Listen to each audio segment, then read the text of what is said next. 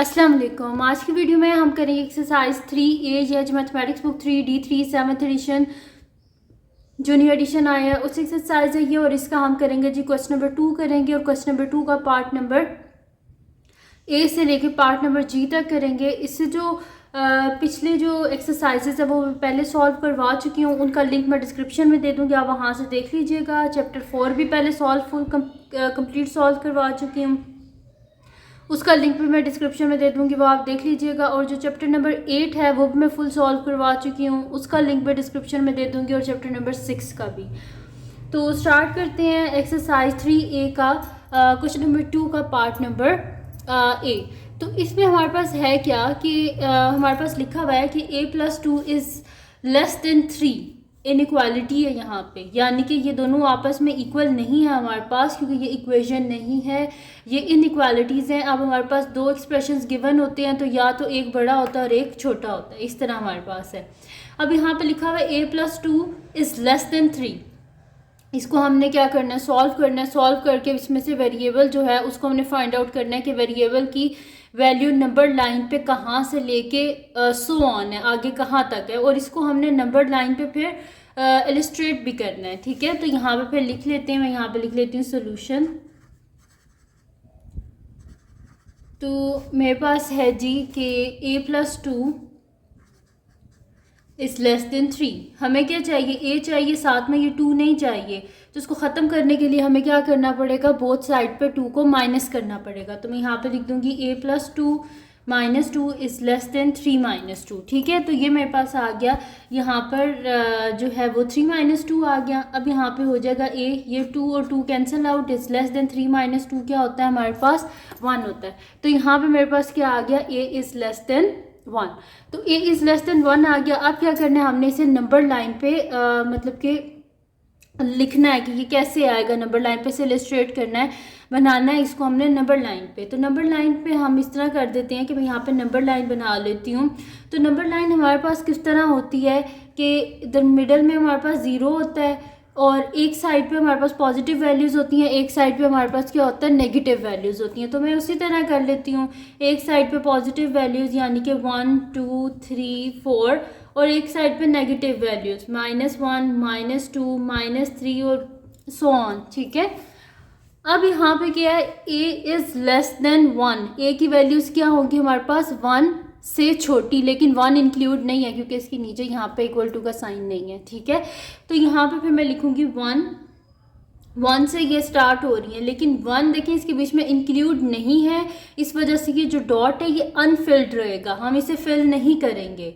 ठीक है, और a से छोटी हैं सारी, तो ये एरो हेड किस तरफ जाएगा, इस साइड पे, यानी कि 1 को छोड़ के स्टार्ट, यानी कि 1 से हो रही है, लेकिन 1 बीच में इंक्लूड नहीं है, इस वजह से ये जो सर्कल है इसको मैंने यहाँ पर फिल नहीं किया, और इससे जो है लेफ़्ट साइड पे सारी वैल्यूज़ जो है वो इसका आंसर है।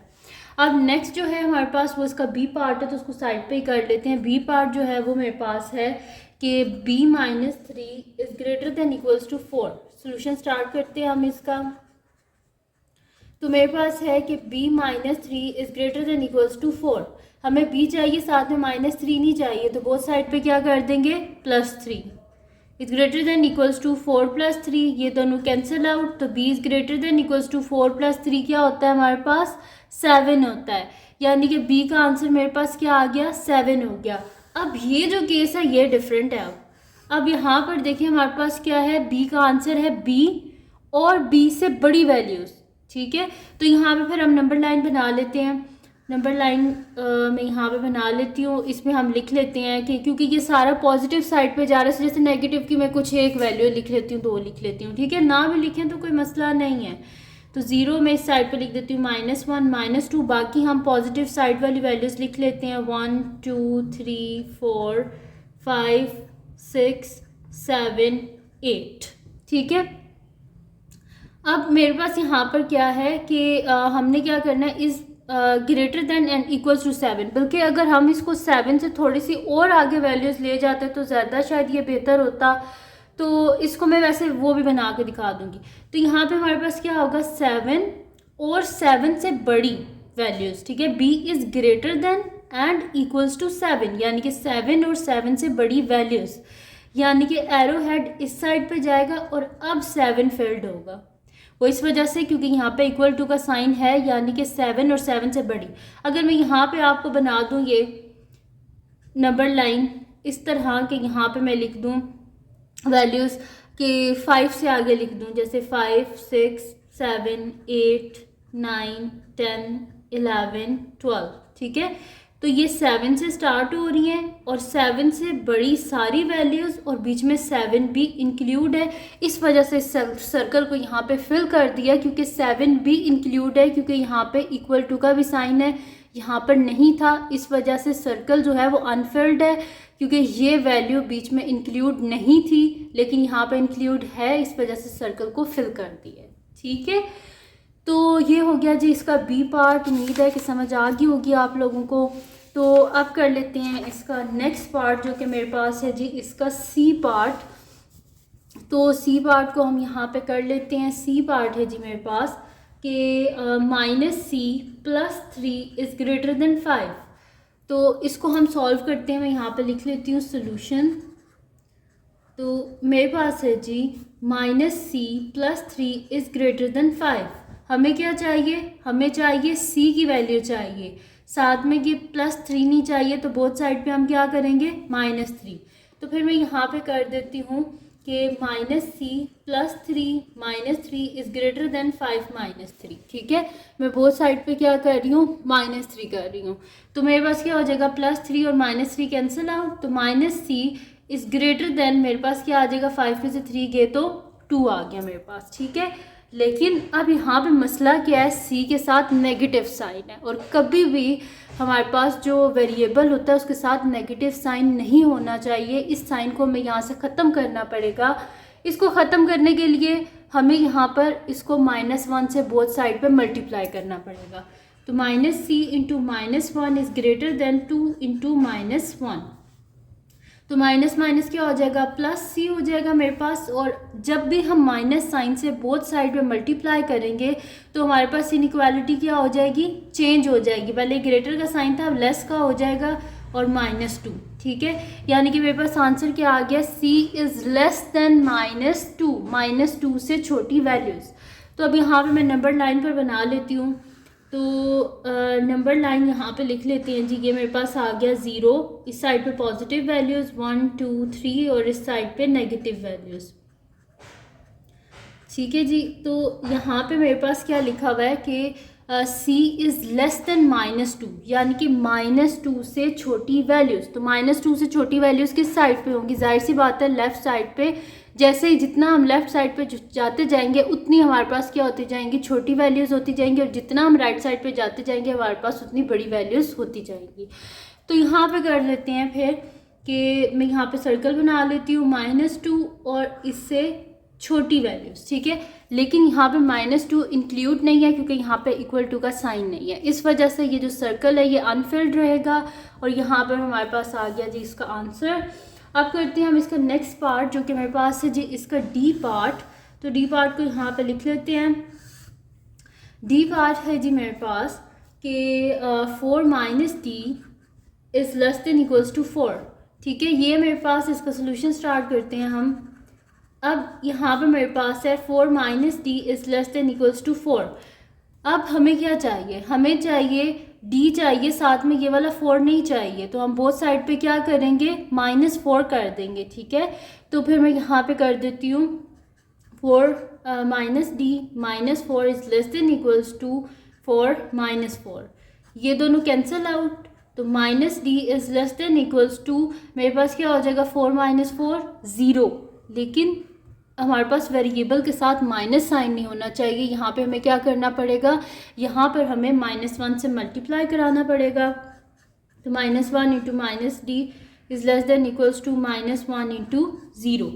अब माइनस माइनस क्या हो जाएगा? प्लस हो जाएगा। इनइक्वालिटी अब क्या हो जाएगी? चेंज हो जाएगी और यहाँ पे क्या आ जाएगा? 0 आ जाएगा, यानी कि d is greater than, and यहाँ पे भी अब क्या आ गया? इक्वल्स टू आ गया। अब यहाँ पे हम नंबर लाइन बना लेते हैं, ठीक है। तो नंबर लाइन में हमारे पास क्या है, d is equals to and greater than zero, यानी कि ज़ीरो भी इंक्लूड है और ज़ीरो से बड़ी वाली सारी वैल्यूज़ इंक्लूड है।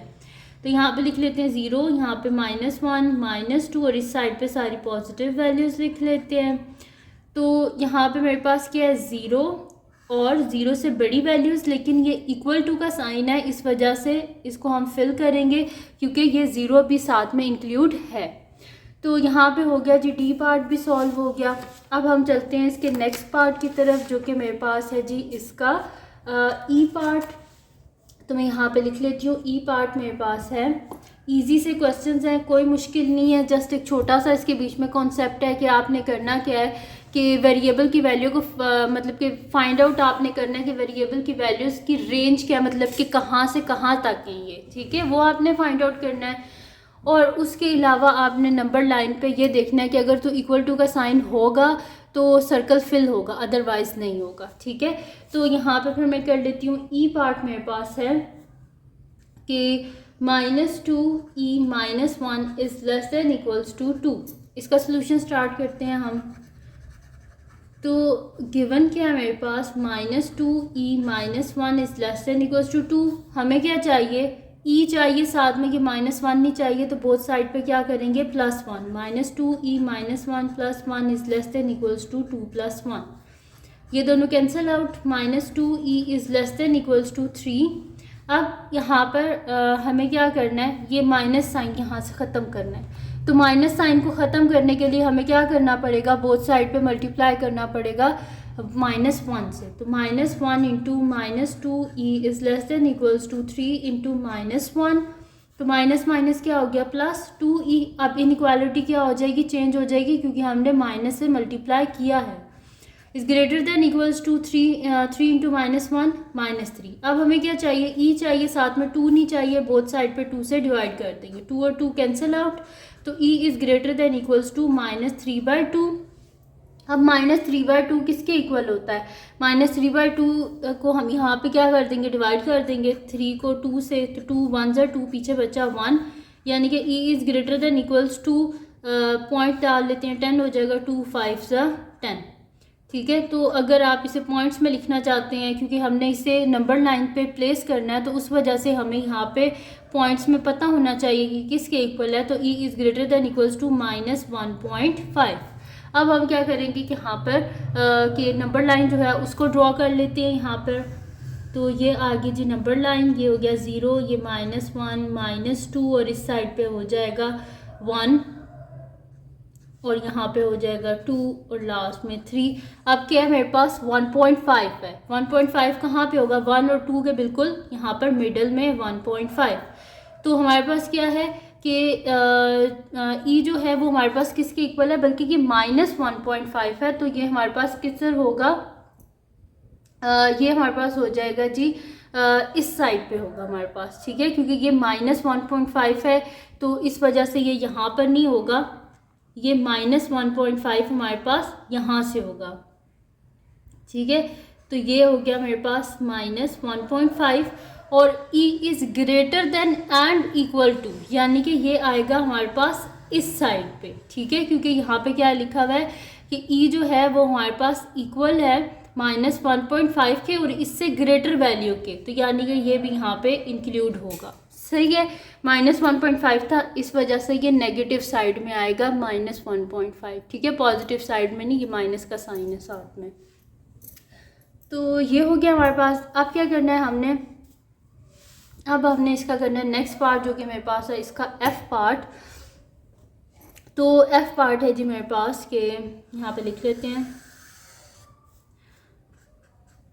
एफ जो है वो हमारे पास है कि 2 + 5f इज़ लेस देन 0। तो उसका सोल्यूशन स्टार्ट करते हैं। हमारे पास है 2 + 5f इज़ लेस देन 0। तो हमें क्या चाहिए, हमें f चाहिए साथ में, ये 2 नहीं चाहिए, बोथ साइड से -2 कर देंगे। तो 2 + 5f -2 इज़ लेस देन 0 -2। तो ये 2 और 2 कैंसिल आउट, यानी कि 5f इज़ लेस देन -2।